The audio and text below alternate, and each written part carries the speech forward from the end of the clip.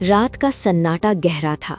केवल सूठी पत्तियों के सरसराने और उल्लुओं की डरावनी आवाजें गूंज रही थीं। राजा विक्रम के कंधों पर लदा बेताल धीरे से फुसफुसाया, राजन, रास्ता लंबा है, चलो एक ऐसी कहानी सुनाता हूँ जिसमें प्यार नहीं बल्कि मौत का खौफ नाचता है।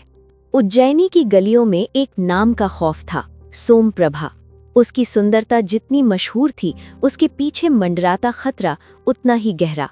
3 युवक उसे पाने के पागलपन में इस कदर डूबे थे कि वो किसी भी हद तक जा सकते थे। पहला था चतुरानन, जिसकी आंखों में एक अजीब सी चमक थी। वो सितारों की चाल देखकर किसी की मौत का वक्त बता सकता था। दूसरा था वीरसेन, एक ऐसा खूंखार योद्धा जिसके हाथों से खून की गंध कभी नहीं जाती थी। और तीसरा था जीवक, एक रहस्यमयी तांत्रिक जिसके बारे में अफवाह थी कि वो मरे हुए शरीरों से बात करता है। एक काली अमावस की रात सोमप्रभा अचानक गायब हो गई। पूरा महल सन्न था।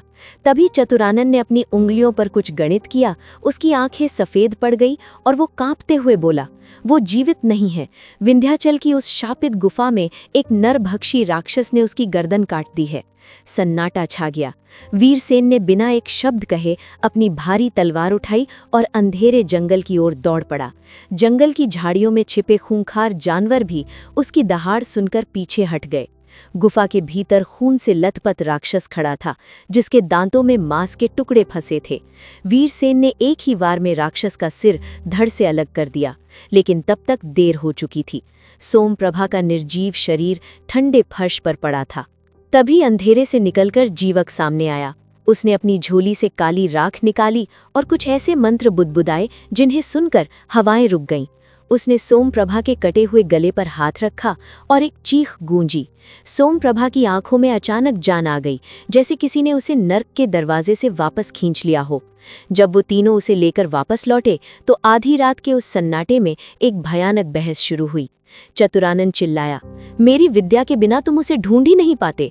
वीरसेन ने अपनी खून से सनी तलवार उसकी गर्दन पर टिका दी और कहा, अगर मैं उस राक्षस का सीना न चीरता तो तुम दोनों अभी लाश बन चुके होते।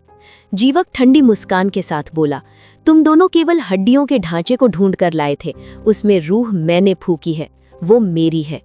बेताल रुका और विक्रम के कान के पास आकर बोला, अब बताओ राजन, उस अंधेरी रात का असली हकदार कौन? न्याय करो, वरना इस सन्नाटे में तुम्हारे सिर के चिथड़े उड़ जाएंगे। राजा विक्रम की आवाज गरजती हुई गूंजी, सुन बेताल, जिसने उसे दोबारा पैदा किया वो उसका पिता बन गया, जिसने उसे ढूंढ निकाला वो उसका पथ प्रदर्शक बना, लेकिन जिस वीर ने अपनी जान की बाजी लगाकर उसे मौत के मुंह से छीना वही उसका रक्षक है, और एक स्त्री का रक्षक ही उसका असली पति होता है। सच्चाई सामने आते ही बेताल ने एक डरावनी हंसी हंसी और हवा में विलीन हो गया।